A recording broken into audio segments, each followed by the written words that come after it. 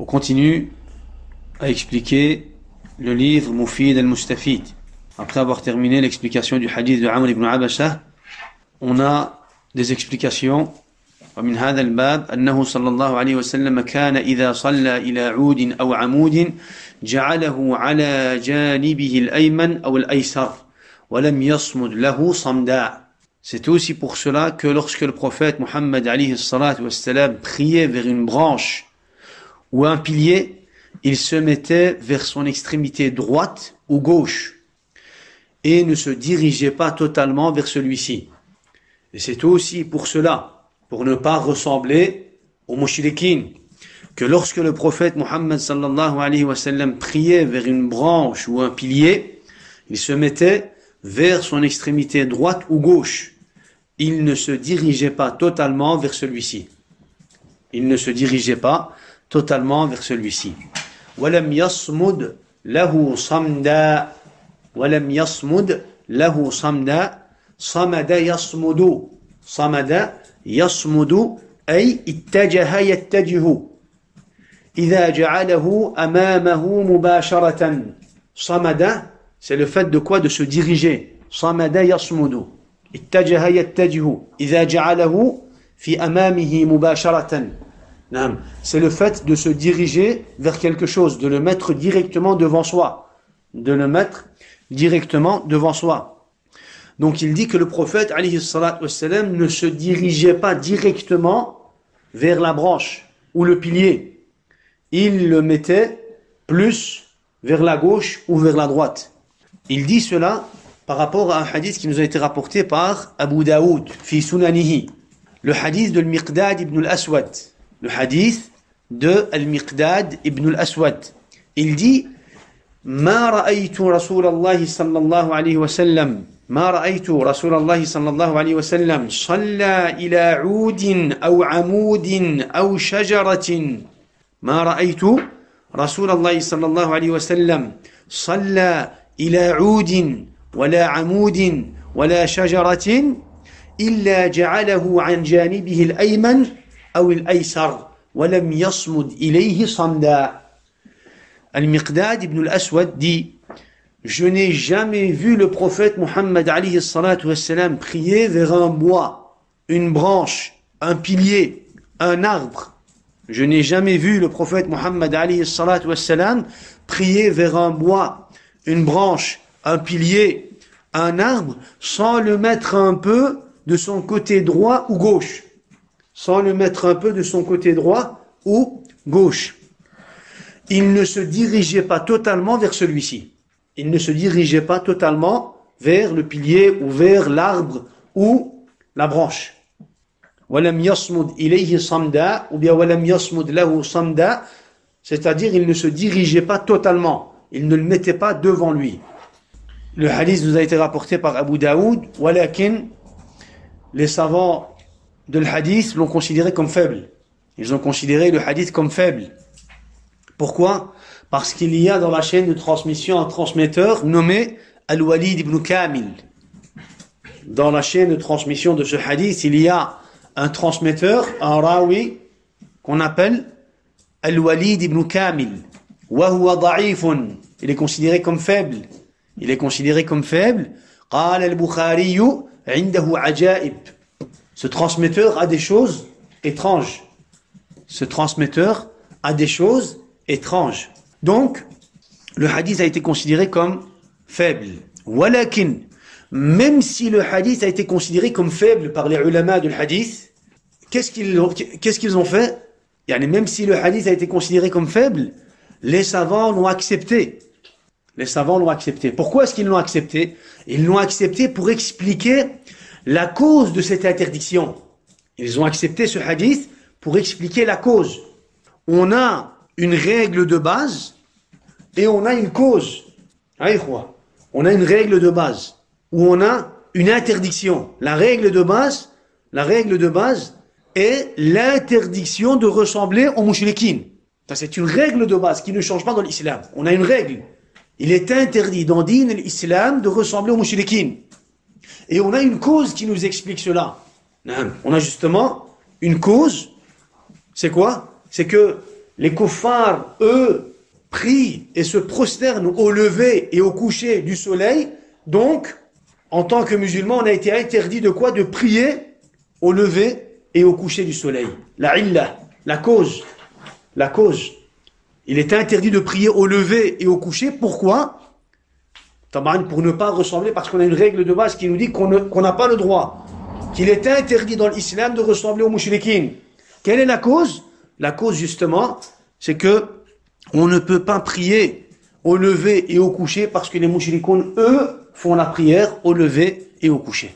Donc, les savants, même si le hadith a été considéré comme faible, ils l'ont accepté pour expliquer justement cette illa, pour expliquer qu'il est interdit de prier à ces moments parce qu'il y a justement une ressemblance,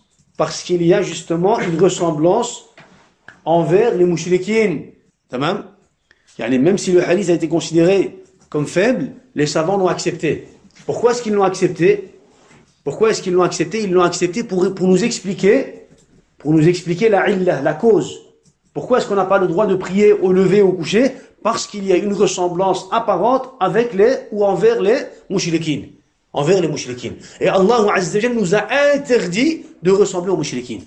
À propos de ce sujet, il y a un khilaf, il y a une divergence. À propos de la sutra, il y a une divergence. Il y a 5 avis différents. À propos de la sutra. Est-ce qu'on peut se diriger directement vers une sutra? Il y a 5 avis différents. C'est un sujet qui fait partie, on va dire, de l'fiqh. Ici, je vous cite seulement ce qui est le plus correct, al-rajih. Al-rajih, ya ikhwa, c'est que tu peux te diriger directement vers une sutra. Et si tu veux la mettre un peu à ta droite ou un peu à ta gauche, là, tu peux faire cela. Walakin, tu peux aussi te diriger directement vers une sutra s'il ne va pas y avoir de malentendu. Si tu ne vas pas, toi, te retrouver dans une situation ambiguë, douteuse, à ce moment-là, tu peux te diriger directement vers une sutra. Tu mets une branche et tu pries vers la branche. Tu mets derrière un pilier, tu pries vers le pilier, directement vers le pilier. Tu mets une pierre et tu pries directement vers la pierre. S'il n'y a pas, ou si tu ne vas pas, toi, te retrouver dans une situation ambiguë, ceux qui vont te voir, si tu ne vas pas, toi, à cause de cet acte, pousser les gens à croire que tu adores cette chose qui est devant toi. S'il n'y a pas, on va dire, si tu n'es pas dans une situation comme celle-ci, tu peux directement prier vers la sutra. Et tu peux aussi la mettre en réalité un peu vers ta droite ou vers ta gauche. Les ulama ont dit la ba's. L'amru fihi wasi'. Tamam?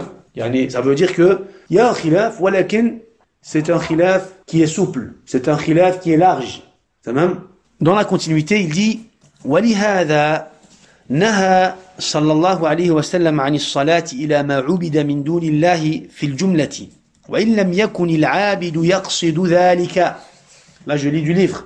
وَلِهَذَا نَهَى صلى الله عليه وسلم عن الصلاة إلى ما عبد من دون الله في الجملة وإن لم يكن العابد يقصد ذلك. Pour cette raison, encore une fois, pour ne pas ressembler aux mouchrikines, pour ne pas ressembler al kafara, il est interdit de prier vers tout ce qui a été adoré en dehors d'Allah subhanahu wa ta'ala. Tu n'as pas le droit de prier vers une chose qui a été adorée en dehors d'Allah subhanahu wa ta'ala, même si tu pries pour Allah subhanahu wa ta'ala. Même si tu as toi l'intention de prier pour Allah azza wa jal, tu n'as pas le droit de prier vers quelque chose qui a été adoré en dehors d'Allah subhanahu wa ta'ala. وَإِن لَمْ يَكُنِ الْعَابِدُ يَقْصِدُ ذَلِكَ. Même si celui qui accomplit cette adoration n'a pas cette intention, même s'il n'a pas l'intention de se prosterner devant cette chose qui a été adorée en dehors d'Allah subhanahu wa ta'ala, il n'a pas le droit de prier. Même s'il prie pour Allah subhanahu wa ta'ala. Comme quoi, ya ikhwah, par exemple, on n'a pas le droit de prier devant quelque chose qui est adoré ou qui a été adoré en dehors d'Allah subhanahu wa ta'ala. Comme quoi, par exemple? Comme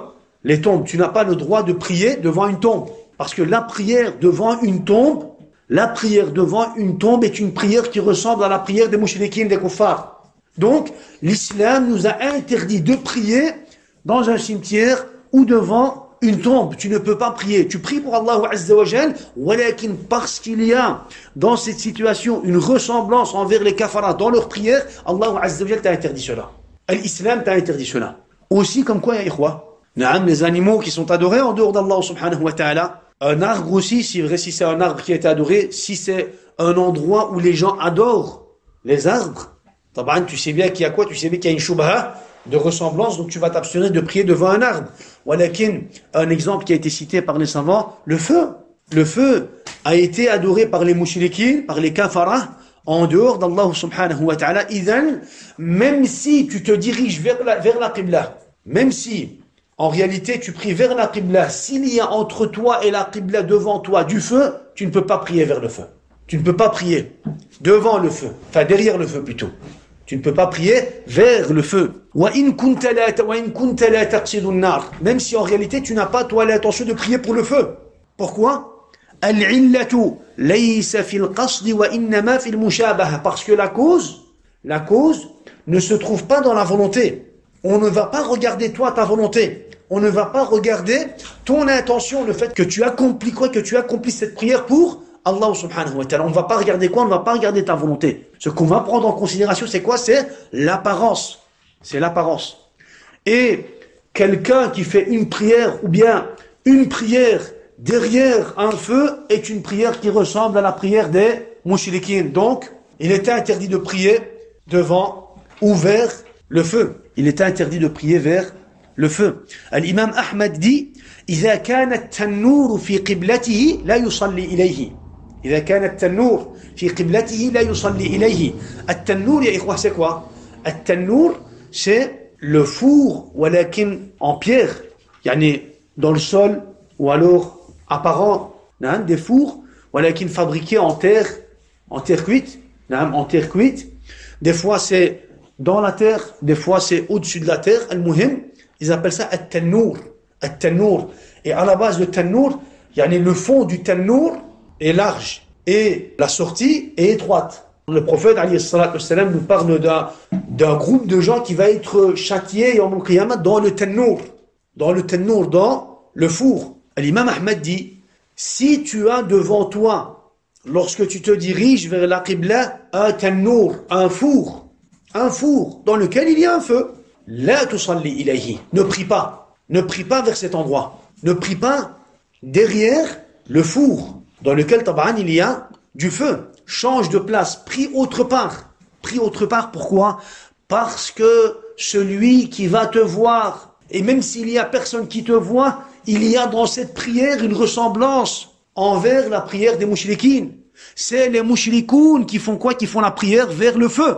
Et donc, tu dois t'écarter de toute ressemblance envers les mouchriquines. Tu ne dois pas ressembler aux mouchriquines, subhanallah. Dans un autre récit, l'imam Ahmed dit Akrahu as-salata nahwa as-siraj wal-qindil. Je déteste la prière derrière une lampe, une bougie, une flamme. Elle dit ne prie pas. Al-qindil, c'est comment? Une lampe à huile. Non, une lampe à huile, al-qindil. Donc il dit je déteste quoi? Je déteste prier vers une bougie, une flamme. Tamam. Je déteste cela. Pourquoi est-ce que les savants ont détesté cela? Pourquoi est-ce qu'ils ont considéré cela comme haram? Parce qu'il y a dans cette prière une ressemblance envers les mouchriquines. Un deuxième exemple, wajhul insan, le fait de prier devant une personne qui est dirigée vers toi. Le fait de prier devant une personne qui est dirigée vers toi. Je ne parle pas d'une personne qui a le dos tourné. Je parle d'une personne qui a le visage vers toi. Tu pries vers lui, tu regardes son visage. Quand tu vas en prosternation ou en inclinaison, tu as son visage devant toi. Les ulama ont considéré cela comme haram. Ils ont détesté cela. Omar ibn al-Khattab, radiyallahu anhu, quand il voyait justement quelqu'un prier vers une personne qui est dirigée vers lui-même, il l'éduquait. Il l'éduquait avec son fouet. Il l'éduquait. Les savants ont pris ce jugement du hadith de Aïcha radiyallahu anha. Le hadith de Aïcha rapporté par l'imam al-Bukhari et l'imam Muslim. Elle dit أن النبي صلى الله عليه وسلم كان يصلي حذاء وسط السرير وأنا مضطجعة بينه وبين القبلة. Aïcha radiyallahu anha dit le prophète Muhammad alayhi salatu wassalam priait devant le milieu du lit sur lequel j'étais allongé. Le prophète alayhi salatu wassalam priait vers le milieu du lit sur lequel Aïcha radiyallahu anha était allongée. Elle dit تكون للحاجة فأكره أن أقوم فأستقبله فأنسل انسلالا. Ça veut dire quoi? Cependant, lorsque je voulais me lever, je détestais me lever de peur de me retrouver face au prophète alayhi salatu wassalam. Elle dit cependant, lorsque je voulais me lever pour un besoin, j'avais peur de quoi? De me lever et de me retrouver. Je détestais ou je ne voulais pas me lever justement de peur que je vais me retrouver face au prophète alayhi salatu wassalam. Yani mon visage face au visage du prophète alayhi salatu wassalam. Fa'ansilu insilalan. Ça veut dire quoi? Yani je me glissais délicatement du côté du lit. Je me glissais délicatement du côté du lit pour ne pas quoi? Pour ne pas me retrouver face au prophète alayhi salatu wassalam. Face au prophète alayhi salatu wassalam. Pourquoi est-ce qu'elle détestait cela? Pourquoi est-ce que Aïcha radiyallahu anha a détesté cela? Parce que c'est en réalité les mushrikoun qui prient vers al-bashar, vers les tawarit, vers le moulouk. C'est les mushrikoun qui se prosternent devant des créatures, devant des humains, devant des rois, devant des tarout, devant des salatines. Le musulman, lui, en aucun cas, il ne peut se retrouver dans une situation comme celle-ci. Il ne peut pas prier, s'incliner ou se prosterner devant une créature. Abadan, la yajouz. Et justement, le fait de prier devant une personne qui est dirigée vers soi-même est une prière qui ressemble à la prière des mouchriquines. Et c'est pour cela que le prophète alayhi salatu wassalam a interdit cela. Et que l'islam nous a interdit cela. Un autre exemple, suratun mansoubatun fi wajhik, une photo, une image.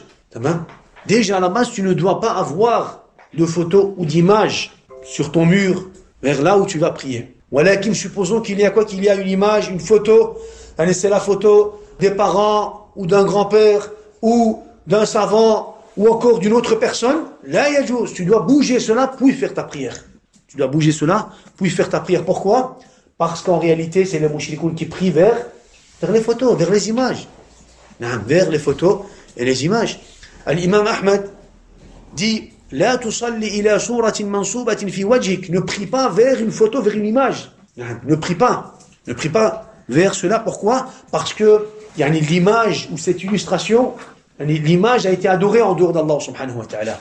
L'image ou les images ou les illustrations ont été adorées en dehors d'Allah subhanahu wa ta'ala. Donc, par précaution, pour ne pas ressembler aux mouchriquines, ne prie pas vers cela. Ne prie pas vers les images. Aïcha radiyallahu anha, encore une fois, elle nous dit dans un hadith, كَانَ لَنَا ثَوْبٌ فِيهِ تَصَاوِيرٌ. Nous avions des vêtements sur lesquels il y avait quoi? Il y avait des tasawir, des images. فجعلته بين يدي رسول الله صلى الله عليه وسلم وهو يصلي فنهاني. Et j'avais mis ces vêtements devant le prophète alayhi salatu wassalam pendant qu'il était en train de prier. فنهاني, il m'a interdit cela. أو قالت كره ذلك. Dans une autre version, elle dit il a détesté cela. Dans la première version, elle dit que le prophète alayhi salatu wassalam lui a interdit cela, et dans la deuxième version, elle dit que le prophète alayhi salatu wassalam a détesté cela. كره ذلك. Et à la base, même si cette image n'est pas une image qui a été adorée, on va dire en dehors d'Allah subhanahu wa ta'ala, à la base, le musulman, quand il doit faire la prière, quand il va prier, il est censé bouger de devant lui tout ce qui va le préoccuper pendant la prière. Les images sont des choses qui préoccupent le musulman dans la prière. Les images, quel que soit le genre d'image. Les images, en réalité, sont des choses qui préoccupent le musulman dans sa prière. Et donc, il doit bouger cela. Avant de quoi? Avant de faire la prière. Et ça, c'est une règle. Tout ce qui te préoccupe dans la prière, tu dois t'en écarter. Tu ne dois pas prier vers quelque chose qui te préoccupe dans la prière.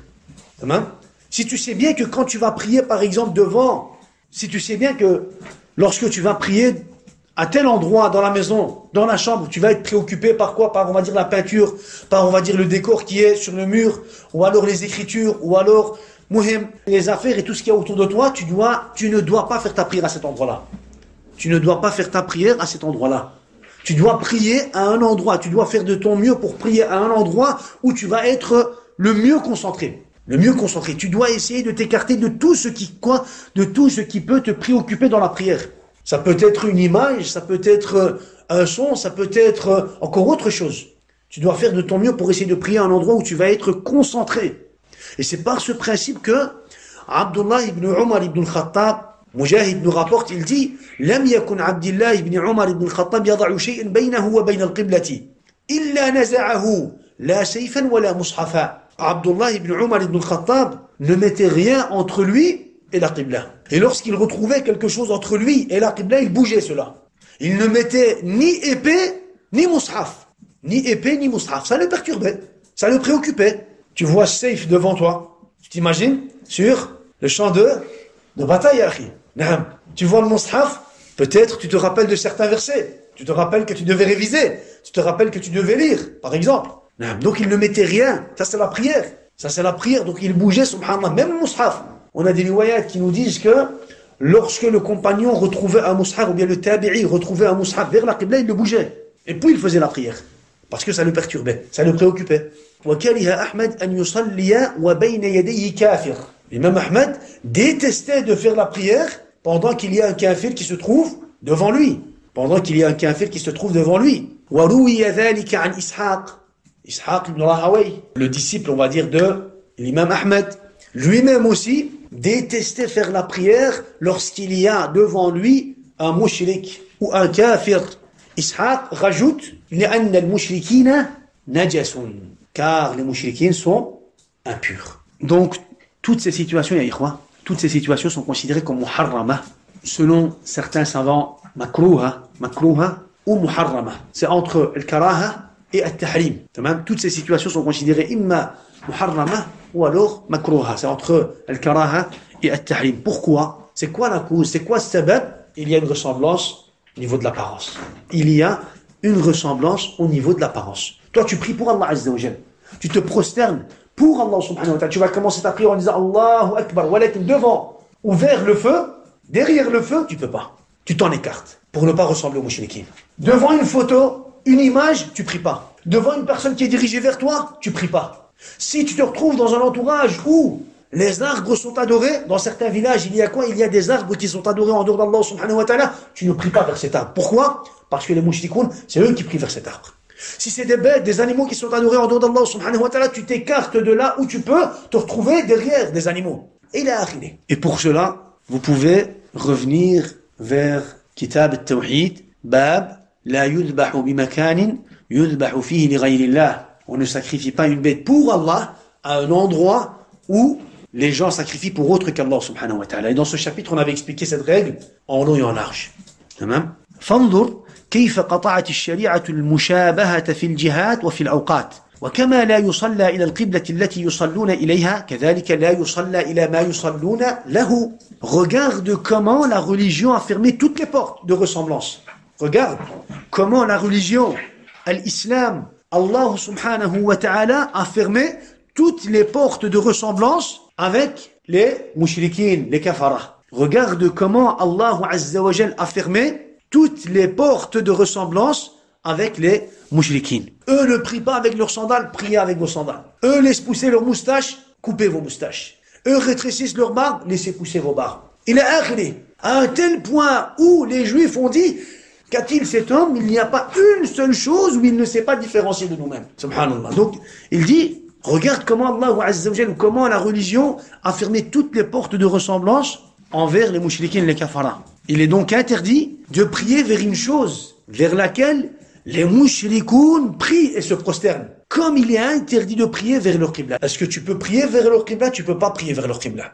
Pareil, tu peux pas prier vers une chose qui a été adorée en dehors d'Allah subhanahu wa ta'ala. Tu ne peux pas prier pour Allah azza wa jal vers une chose qui a été adorée en dehors d'Allah subhanahu wa ta'ala. Pourquoi? C'est quoi la illa? La illa, c'est que tu ne dois pas ressembler aux mushrikines.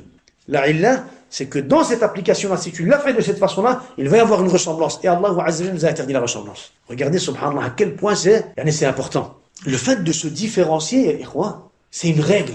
Dans l'islam, ya akhi, dans l'islam, le fait de se différencier, c'est un des principes de l'islam.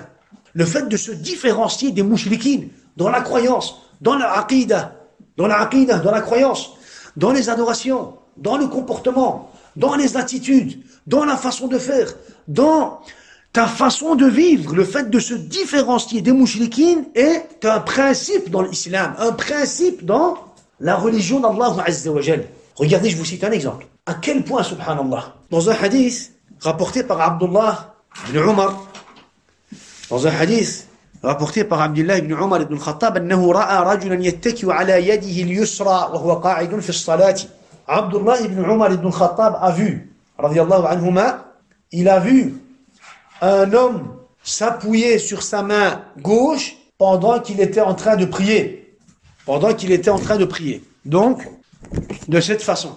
Il est en train de prier, et lorsqu'il s'est assis pour At-Tahiyya, il était comme ça. Il s'est appuyé sur la main gauche. Peut-être parce qu'il en avait besoin. Muhim, il s'est appuyé sur la main gauche. Alors, Abdullah ibn Umar ibn Khattab lui a dit, La tajlis hakada, fa inna hakada yajlisu alladhina yu'adhabun. Ne t'assis pas de cette façon.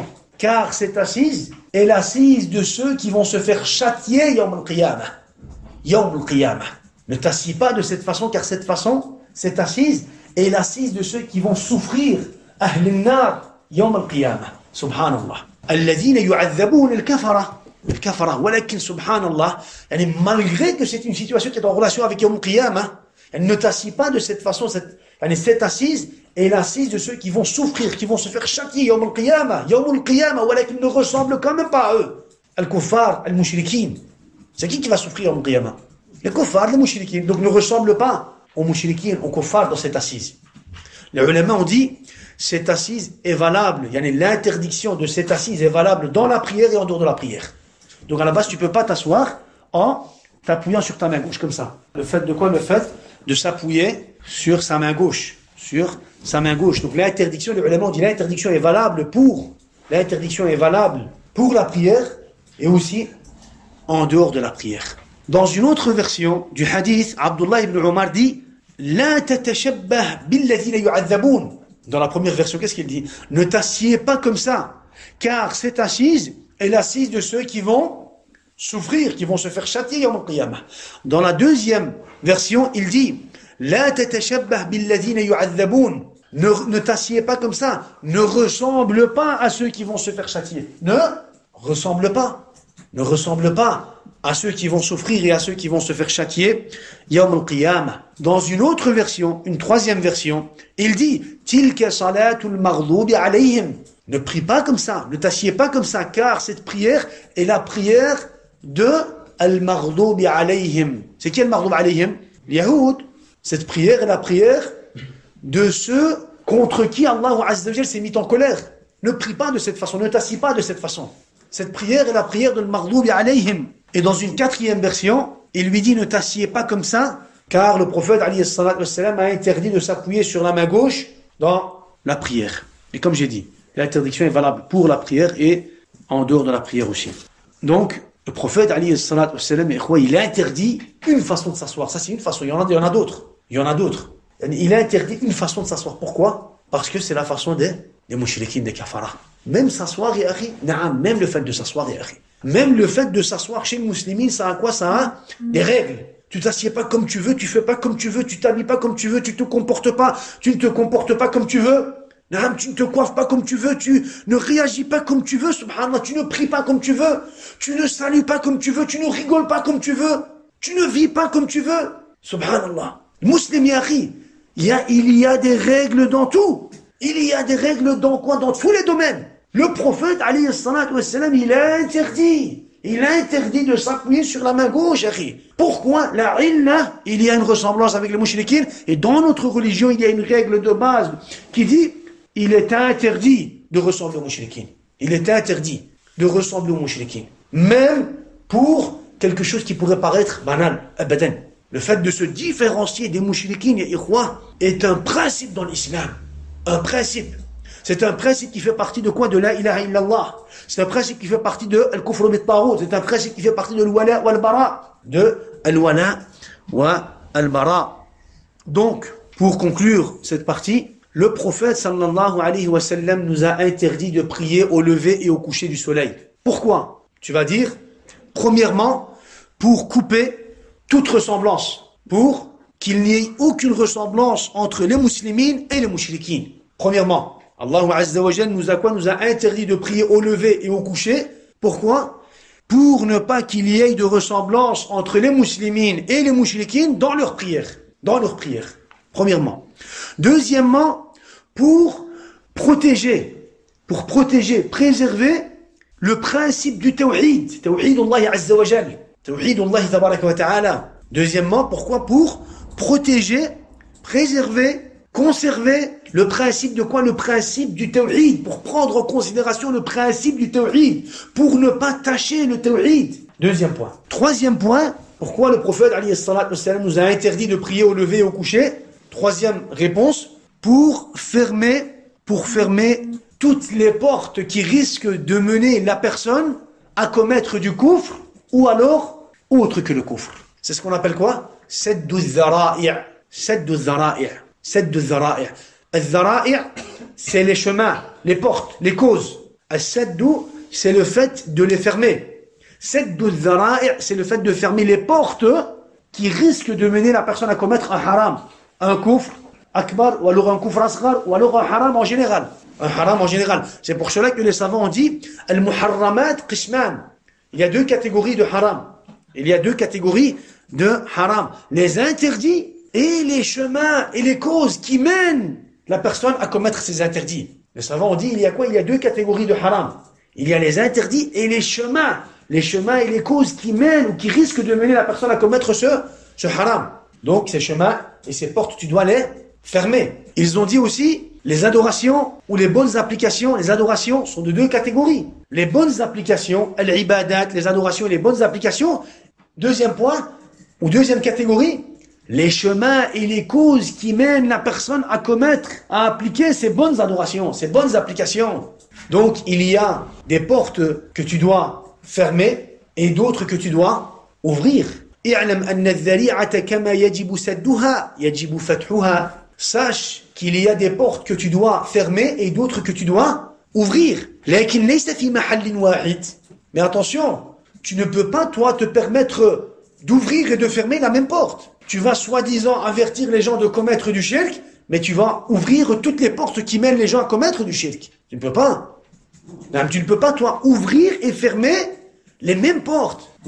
Les portes qui risquent de mener la personne ou les gens à commettre du shirk, tu dois les fermer. Tu ne dois pas les ouvrir. Tu dois fermer toutes les portes qui mènent les gens à commettre du haram. Et tu dois ouvrir toutes les portes qui mènent an-nas ou qui mènent les gens à quoi? À appliquer de bonnes adorations. Donc, ça, c'est une règle, ikhwa. Lorsque tu vas comprendre cette règle de Sadd al-dhara'i', lorsque tu vas comprendre toi cette règle de Sadd al-dhara'i', de toi-même tu vas répondre à tes questions. Et tu vas trouver de toi-même des solutions à des problèmes ou à des sujets qui te concernent. Sadd al-dhara'i'. L'islam t'ordonne de fermer. L'islam t'ordonne de ne pas commettre l'interdit, mais en plus de cela, il t'ordonne de quoi? De fermer toutes les portes qui risquent de te mener à cet interdit. Si tu comprends cette règle, de toi-même, tu vas trouver des solutions. L'islam t'a interdit le kufr, et donc, tout chemin qui risque de quoi? De te mettre dans le kufr. L'islam t'a interdit de ressembler aux mouchriquines, ou alors de commettre du shirk, ou alors de faire le wala wal bara avec les mouchriquines, ou alors de fêter, on va dire par exemple, les fêtes des mouchriquines, mais en plus de cela, l'islam t'a interdit de te retrouver à un endroit ou sur un chemin qui va te mener à ressembler et à commettre ce kufr et ce shirk.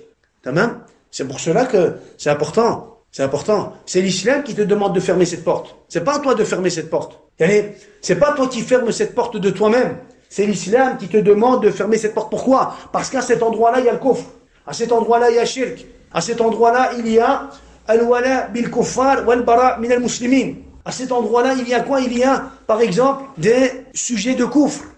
Des sujets de kufr ou encore autre chose. L'islam t'ordonne de ne pas commettre, de rester loin de ces harams.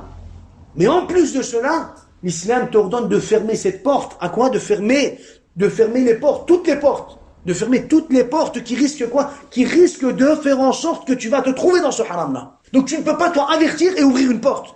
Tu peux pas dire attention, là il y a du shirk et tu ouvres une porte. Tu peux pas dire là il y a du kufr, après tu ouvres une porte. C'est une contradiction chez une même personne. Tu peux pas faire cela. C'est la yajuz, ça yaki. Ça, c'est du shirk, khalas. Tu dois fermer toute porte qui mène au shirk. C'est du kufr, tu dois fermer toute porte qui mène au kufr. Et c'est pour cela que je dis que si vous comprenez cette règle, bi'idhnil wahid al-ahad, vous allez de vous-même trouver des réponses à vos questions. Vous allez de vous-même trouver des solutions à vos problèmes ou au sujet qui vous concerne. Au sujet qui vous concerne. Saddu dhara'i'. Saddu dhara'i'. Ya ibadallah, le fait de s'asseoir, juste s'asseoir, c'est pas une adoration, quoi. Le fait de s'asseoir en s'appuyant sur la main gauche a été interdit dans l'islam. Pourquoi? Parce que cette assise est l'assise de mushrikin. Subhanallah. En réalité, c'est min babi saddi dhara'i'. C'est pour ne pas que, avec le temps, tu te retrouves à faire des applications de mushrikin. Pourquoi? Parce qu'on avait dit que la ressemblance extérieure va te pousser à ressentir et à avoir en toi une ressemblance intérieure. Et la ressemblance intérieure va te mener à commettre du kufr et du shirk et de sortir de l'islam. Ça fait, quoi. Donc on a des objectifs, quoi. Dans l'islam, on va dire les ulama, quand ils ont parlé de cela, qu'est-ce qu'ils ont dit? Ils ont dit, il y a le maqasid ou le wasa'il. Le maqasid, les objectifs, le wasa'il, les causes et les moyens. Tamam? Les causes et les moyens prennent les jugements des objectifs. Les causes et les moyens prennent les jugements des objectifs. S'il y a un haram, tous les chemins et les causes qui vont mener à ce haram sont considérés comme haram. Si l'objectif c'est un halal, si l'objectif c'est un wajib, les causes et les moyens qui vont mener à appliquer ce wajib sont wajib. Donc les causes prennent les jugements des objectifs. Il y a dans le Coran et dans la Sunna plus de 100 preuves qui parlent de quoi? Qui parlent de cette de dhara'i'. Parlent de cette de dhara'i', du fait de fermer toutes les portes qui risquent de mener la personne à commettre un haram. Dans l'islam, il y a des preuves et des preuves, ikhwa. Il y a des preuves et des preuves. Donc, c'est à chacun d'entre nous, ikhwa. C'est à chacun d'entre nous. Al-insan, il est da'if. Al-insan, il est jahil. L'insan, il est dhaloum, comme le dit Allah subhanahu wa ta'ala, dhalouman jahula. Il est injuste, il est ignorant, il est faible. L'insan, il est faible dans ses sentiments, il est faible dans sa volonté, il est faible, subhanallah. S'il n'a pas avec lui l'aide et le soutien d'Allah subhanahu wa ta'ala, l'aide et le soutien d'Allah subhanahu wa ta'ala. L'insan, tu peux pas toi te permettre de te mettre toi déjà face au haram. Déjà toi en personne, déjà, tu peux pas te permettre de t'exposer au haram. Tu dois fermer toutes les portes qui vont quoi? Qui vont te mener à haram, ou qui risquent de te mener à commettre un haram. Déjà, pour toi-même, tu dois faire cela. Que dire donc pour ceux qui sont sous ta responsabilité? Que dire donc pour ceux qui sont sous ta responsabilité? C'est normal que tu dois toi-même fermer les portes pour eux. Toutes les portes qui risquent de quoi? De les mener à commettre un haram. Mais si toi, tu les avertis de commettre un haram et puis tu leur ouvres les portes, à ceux qui sont sous ta responsabilité, tes enfants et ton épouse, il a akhiré, ça n'a aucune place, ya ikhwa. Ça n'a aucune place dans l'islam, ya ikhwa. Aucune place dans l'islam. Tout ce qui est haram, tu dois fermer les portes. Et tout ce qui est, on va dire, wajib, ou bien ibadat, qurbat, muhim, il a akhiré, tu dois ouvrir les portes. Tu dois ouvrir les portes. Al-muhim, on y reviendra, inshallah. À la suite, dans le livre, à la suite des explications, il dit, وَلِهَذَا يُنْهَى عَنِ السُّجُودِ لله بين يدي الرجل وإن لم يقصد الساجد ذلك لما فيه من مشابهة السجود لغير الله انتهى كلامه. Pour ce motif, il est interdit de se prosterner pour Allah devant et en direction d'une personne, même si son intention n'est pas de se prosterner pour celle-ci. Même si son intention n'est pas de se prosterner pour celle-ci. À cause du fait qu'il y ait dans cela une ressemblance à la prosternation pour autre qu'Allah subhanahu wa ta'ala. Fin de citation. Il dit فليتأمل المؤمن الناصح لنفسه ما في هذا الحديث من العبر فليتأمل المؤمن الناصح لنفسه ما في هذا الحديث من العبر que le croyant sincère avec lui-même médite sur les leçons qu'il y a à tirer de ce hadith. Que le croyant sincère avec lui-même médite sur les leçons qu'il y a à tirer de ce hadith. Regardez qu'est-ce qu'il dit. فليتأمل Al-mu'minu al-nasihu. Le croyant, al-mu'min. Pourquoi est-ce qu'il parle du mu'min? Pourquoi est-ce qu'il parle du croyant? Parce qu'il n'y a que le croyant qui tire des leçons, des hadiths du prophète et des versets d'Allah subhanahu wa ta'ala. Allah azza wa jalla dit, ذَلِكَ الْكِتَابُ لَا رَيْبَ فِيهِ هُدًى لِلْمُتَّقِينَ. هُدًى لِلْمُتَّقِينَ. Allah azza wa jalla ne dit pas هُدًى لِلنَّاسِ, non, هُدًى لِلْمُتَّقِينَ.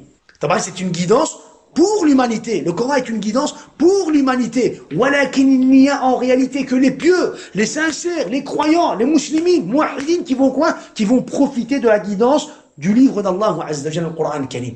Al-Quran al-Karim. Al-Quran al-Karim est une guidance. ذلك الكتاب لا ريب فيه. Ce livre dans lequel il n'y a aucun doute est une guidance. هدى للمتقين. Il y a dans ce livre une guidance pour les pieux. Pour les pieux. Pour les pieux, tout en sachant que le Coran est une guidance pour l'humanité. Walakin, qui va tirer des leçons? Qui va profiter de ce livre? Al-Muttaqin, Al-Mu'minin.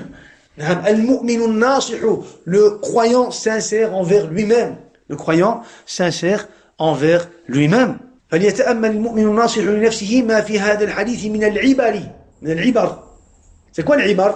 العبر جمع عبرة. عبرة. Et al-ibra, c'est quoi, ikhwan? Al-ibra, c'est une leçon. Une leçon à retirer de quelque chose. Par exemple, Allah subhanahu wa ta'ala, lorsqu'il nous parle du prophète Yusuf alayhi salam, et de ce qu'il a vécu avec ses frères, à la fin de la sourate, qu'est-ce qu'Allah azza wa jalla dit? لَقَدْ كَانَ فِي قَصَصِهِمْ عِبْرَةً لِأُولِي الْأَلْبَابِ. لَقَدْ كَانَ فِي قَصَصِهِمْ عِبْرَةً لِأُولِي الْأَلْبَابِ. Ibra. Il y a dans leur récit, il y a certes une leçon pour les gens doués d'intelligence. Pour les gens doués d'intelligence. Une leçon dans l'histoire de Youssouf et ses frères, une leçon pour les gens doués d'intelligence. Un savant de la langue arabe a été questionné. Ils lui ont dit, Ma huwa al-i'tibar? Yani, al-i'tibar, c'est l'ibra. C'est le fait de tirer une leçon. D'une chose, d'un vécu, d'une situation. Ils ont posé la question à qui? À Abu al-Abbas, Ahmed ibn Yahya Tha'lab. Abu al-Abbas Tha'lab. C'est comme ça qu'il s'appelait. Il avait un livre, Kitab al-Fasih. Kitab al-Fasih. Alors ils l'ont questionné. Ils lui ont dit, c'est quoi l'i'tibar? L'i'tibar, le fait de tirer une leçon d'un vécu, d'une situation, c'est quoi? Ça veut dire quoi? Retirer ou tirer une leçon, ça veut dire quoi? Alors il dit, an ya'qila al-insanu ash-shay'a fa ya'qila mithlahu. An ya'qila al-insanu ash-shay'a fa ya'qila mithlahu. C'est le fait qu'il comprenne une chose bien précise, puis la prend en considération pour comprendre toutes les autres situations similaires à celle-ci. Il dit, c'est le fait qu'il comprenne une chose bien précise. Ensuite, il prend cette chose en considération pour comprendre toutes les autres situations similaires à celle-ci. Yani, par exemple, tu vas comprendre qu'en n'écoutant pas tes parents, un mal va te toucher. Yani, tu as eu un vécu, tu t'es retrouvé dans une situation où tu n'as pas écouté tes parents, et tu t'es retrouvé dans quoi? Dans le mashakil, dans les problèmes, dans un mal. Donc, qu'est-ce que tu vas faire? Tu vas comprendre une chose bien précise. C'est quoi? En n'écoutant pas les parents, tu risques de te retrouver dans un mal. Ensuite, tu vas prendre cette leçon ou ce sens, et tu vas prendre ce sens en considération pour comprendre toutes les situations similaires, toutes les autres situations similaires à celle-ci. À chaque fois que tu vas être confronté, ou à chaque fois que tu vas être, on va dire, devant un conseil de tes parents, tu sais bien que si tu ne prends pas ce conseil en considération, tu vas te retrouver dans les mashakil. Donc c'est le fait de comprendre une situation pour comprendre et agir pour les autres, dans les autres situations. Donc c'est le fait de comprendre une situation pour agir dans toutes les autres situations. Donc ça c'est un exemple que je vous donne. Al-ibra ou bien l'i'tibar, c'est le fait que tu comprennes ce qu'Allah Azza wa Jal a fait au peuple précédent lorsqu'ils ont délaissé les ordres d'Allah subhanahu wa ta'ala. Qu'est-ce qu'Allah Azza wa Jal leur a fait? Il les a anéantis. Donc tu sais bien que en désobéissant aux ordres d'Allah subhanahu wa ta'ala, tu risques quoi? Tu risques la punition d'Allah subhanahu wa ta'ala. Encore une fois, c'est le fait que tu comprennes ou que tu saches ce qu'Allah Azza wa Jal a fait à ceux qui ont commis du shirk et qui ont donné des associés à Allah subhanahu wa ta'ala dans les peuples précédents. Qu'est-ce qui leur est arrivé? Allah Azza wa Jal les a anéantis. Depuis Nuh alayhi salatu wassalam jusqu'au dernier. Allah subhanahu wa ta'ala les a anéantis. C'est le fait que tu comprennes que ceux qui vont adorer Allah et qui vont se soumettre à sa volonté, ils vont être joyeux ici sur terre. Ils vont être heureux ici sur terre et dans l'au-delà. C'est le fait que tu comprennes cela et puis que tu compares ta situation à leur situation. À la suite, il dit, donc ici, فَلْيَتَأَمَّلِ الْمُؤْمِنُ النَّاصِحُ لِنَفْسِهِ مَا فِي هَذَا الْحَدِيثِ مِنَ الْعِبَرِ. Que le croyant sincère avec lui-même médite sur les leçons qu'il y a à tirer de ce hadith. Et le hadith qu'on a expliqué là, c'est pas un hadith juste on l'a expliqué et khalas, non. reprends le hadith et relis-le. Et médite sur le hadith. Et regarde, médite et réfléchis sur les leçons à retirer de ce hadith. C'est ça qu'il te demande en réalité ici. Il dit qu'il médite sur le hadith de Amr ibn Abasa. Médite sur le hadith de Amr ibn Abasa, de ce bédouin qui se trouvait loin de la Mecque. Médite de sa situation. Médite de comment il a accepté l'islam. Médite sur les paroles du prophète alayhi salatu wassalam. Nous on l'a expliqué, on l'a expliqué, on va dire théoriquement, c'est à quoi de relire le hadith et de méditer sur quoi? Et de méditer sur les sens, sur les phrases, les paroles qui sont citées dans le hadith de Amr ibn Abasa. Donc il fallait يتأمل المؤمن الناصح لنفسه ما في هذا الحديث من العبر. Que le croyant sincère avec lui-même médite sur les leçons qu'il y a à tirer de ce hadith. Par la suite, qu'est-ce qu'il va faire? Il va nous citer justement des leçons. Il va nous citer des leçons. فإن الله تعالى يقص علينا أخبار الأنبياء وأتباعهم ليكون للمؤمن من المستأخرين عبرة فيقيس حاله بحالهم وقص قصص الكفار والمنافقين لتجتنب ويجتنب من تلبس بها أيضا. Pourquoi est-ce qu'on doit tirer des leçons? Il dit, Allah Azza wa Jal nous raconte les récits des prophètes. Allah Azza wa Jal nous raconte les récits des prophètes et de ceux qui les ont suivis. Pourquoi? Pour que le croyant des générations d'après en tire des leçons. Pourquoi Allah Azza wa Jal nous a parlé des prophètes? Pourquoi Allah subhanahu wa ta'ala nous a parlé des premiers croyants depuis l'époque de Nuh alayhi salatu wassalam dans le Coran al-Karim? Pourquoi? Pour que le croyant des générations d'après en tire des leçons et puisse juger son état par rapport au leur. Et il a raconté les récits des mécréants et des hypocrites afin que l'on s'écarte de la mécréance et de l'hypocrisie et ainsi des mécréants et des hypocrites. Quand tu prends le Coran al-Karim, quand tu lis le Coran al-Karim, tu vois de toi-même qu'Allah Azza wa Jalla nous a parlé de deux catégories de gens. Allah Azza wa Jalla nous a parlé des prophètes et des croyants qui ont suivi les prophètes et des mécréants, des hypocrites qui ont contredit les prophètes. Pourquoi Allah Azza wa Jalla nous parle de ces deux groupes? Pour qu'on puisse nous-mêmes, pour que les gens, les croyants, les musulmans, des générations d'après puissent tirer des leçons de leur vécu, des versets cités dans le Coran al-Karim, à propos de leur situation, de ce qu'ils ont subi, de ce qu'ils ont vécu, Ceux qui vont croire au prophète Mohammed alayhi salatu wassalam et qui vont suivre le chemin du tawhid vont se rappeler de qui? Ils vont se rappeler des croyants qui ont suivi le prophète Nuh alayhi salatu wassalam et qui ont été sauvés par la grâce d'Allah Azza wa Jal. Ceux qui vont suivre le prophète Mohammed alayhi salatu wassalam et le chemin du tawhid, le chemin des prophètes, le chemin de Millat Ibrahim alayhi salatu wassalam, qu'est-ce qu'ils vont faire? Ils vont se rappeler du prophète Ibrahim alayhi salatu wassalam, du prophète Moussa et des croyants qui ont été avec Moussa et des croyants qui ont été avec tous les autres prophètes. Comment Allah Azza wa Jal les a sauvés? Comment Allah subhanahu wa ta'ala leur a donné, on va dire, la sérénité et le bonheur ici sur terre.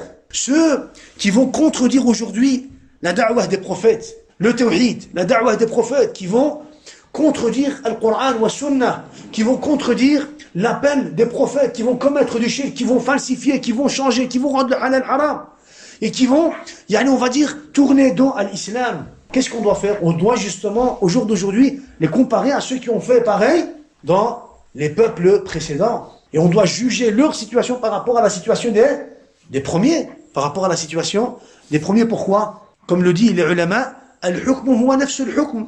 Car le jugement est le même jugement. La récompense est la même récompense. La punition est la même punition. La farq bayna al-mutaqaddim wal-mutaakhir. La farq bayna al-mutaqaddim wal-mutaakhir. Il n'y a pas de différence entre les premiers et les derniers. Dans quoi, ikhwa? Dans les ordres, dans les commandements et dans les fins, dans les punitions ou les récompenses. Le jugement est le même jugement. Si tu suis, toi, le prophète, alayhi salatu wassalam, c'est normal que tu vas rencontrer des difficultés quand tu vas suivre le chemin du tawhid. Parce que le chemin du tawhid, pour pouvoir gagner le paradis, tu as besoin, toi, de suivre le chemin du tawhid. C'est normal que tu vas rencontrer des difficultés, mais compare ta situation à ceux qui ont vécu avant toi. Comment Allah Azza wa Jal les a sauvés pendant que des centaines de gens se moquaient d'eux? Les croyants qui ont été sauvés avec le prophète Nuh, alayhi salatu wassalam, dans l'arche du prophète Nuh, alayhi salatu wassalam. Tu dois comparer ta situation à la situation des premiers. Et regarde ce que les mécréants du peuple du prophète Nuh, alayhi salatu wassalam, ont subi. Lorsqu'ils ont repoussé la da'wah du prophète Nuh, alayhi salatu wassalam. Qu'est-ce qu'ils ont subi? Qu'est-ce qu'ils ont vécu? Qu'est-ce qu'Allah Azza wa Jal a fait de ces gens-là, subhanallah, qui ont donné des associés à Allah subhanahu wa ta'ala avec une bonne intention, dans l'objectif de se rapprocher d'Allah subhanahu wa ta'ala, dans l'objectif de plaire à Allah subhanahu wa ta'ala. Allah Azza wa Jal les a anéantis. Il ne restait plus sur terre à présent, un seul mouchrik. Ils ont tous été anéantis, subhanallah. Tous. Il ne restait qu'avec le prophète Nuh alayhi salatu wassalam, une dizaine de personnes. Quelques dizaines de personnes avec le prophète Nuh alayhi salatu wassalam. Allah Azza wa Jal les a sauvés. Et c'est comme ça que tu dois regarder. Et c'est comme ça que tu dois tirer des leçons des histoires citées dans le Coran al-Karim.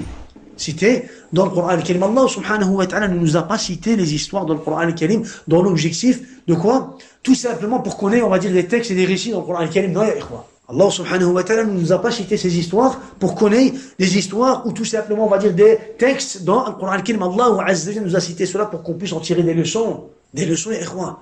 De la patience du prophète Ayyub alayhi salam, de la maladie qu'il a vécue, des difficultés qu'il a vécues, de la patience qu'il a fait, qu'il a montré face à Allah subhanahu wa ta'ala, de la patience qu'il a montré face à Allah subhanahu wa ta'ala, face au destin qu'Allah Azza wa Jalla lui avait prescrit.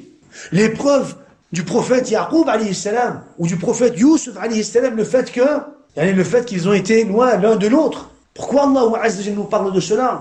Toutes les étapes par lesquelles le prophète Yusuf alayhi salam est passé avant d'atteindre al-hukm. Qu'est-ce qu'il a fait? Il a dû proclamer le tawhid.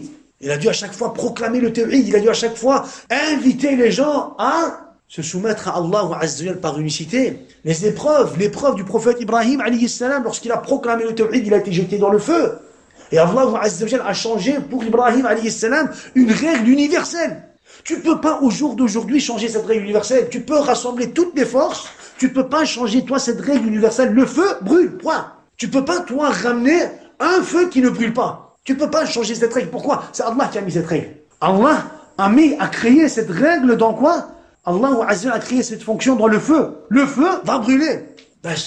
Walakin pour le prophète Ibrahim alayhi salam, lorsqu'il a fait preuve de quoi? Lorsqu'il a fait preuve d'endurance et preuve de sincérité envers Allah subhanahu wa ta'ala, lorsqu'il a proclamé le tawhid et qu'il a cassé les statues, les tawarid adorés à son époque, Allah Azza wa Jalla a changé pour lui une règle inchangeable, une règle universelle. Le feu n'a pas brûlé Ibrahim alayhi salam. Et cela a été parlé pendant des années et des années, ikhwa. Les kuffars du Yémen qui sont venus pour détruire la Kaaba avec Amraha, Allah Azza wa Jalla les a anéantis. Allah Azza wa Jalla les a anéantis. Tellement ça a été quelque chose, on va dire, d'important que les Arabes de cette époque-là, qu'est-ce qu'ils ont fait? Ils ont donné le nom de cet événement à cette année. L'année de l'éléphant. L'année de l'éléphant. Amul Fil. L'année de l'éléphant. Allah Azza wa Jalla les a détruits. Il les a anéantis. Quwwatullahi Azza wa Jalla. Donc, c'est à nous de voir. C'est à nous de quoi? De lire avec méditation pour essayer de retirer des leçons. Pour essayer de quoi? De retirer des leçons. Allah Azza wa Jalla a fait parler un bébé, Ashab al-Ukhdud. Allah Azza dans Surat al-Ukhdud, Allah subhanahu wa ta'ala a fait parler un bébé, encore une fois, une règle universelle. Tu peux pas faire parler un bébé. Il y en a que quoi? Il n'y en a que 3 qui ont parlé. 3 qui ont parlé, on va dire, dans le monde. Selon, on va dire, les hadiths du prophète, alayhi salatu wassalam. Le premier, Isa, alayhi salam. Le deuxième, Ghulam ou Jurayj, le bébé qui a été attribué à Jurayj rajulun salih. Et le troisième, le bébé de Ashab al-Ukhdud. Le bébé de Ashab al-Ukhdud. Allah Azza wa Jalla a fait en sorte qu'il a quoi? Qu'il a parlé. Pourquoi? Pour donner cette stabilité à qui? À sa mère. Parce que sa mère était en train de se faire la réflexion pour essayer de sauver son bébé. Est-ce que je devrais renier l'islam et faire un pas en arrière pour être sauvé, ou alors je patiente et je me retrouve dans le feu, mais en fait compte au paradis.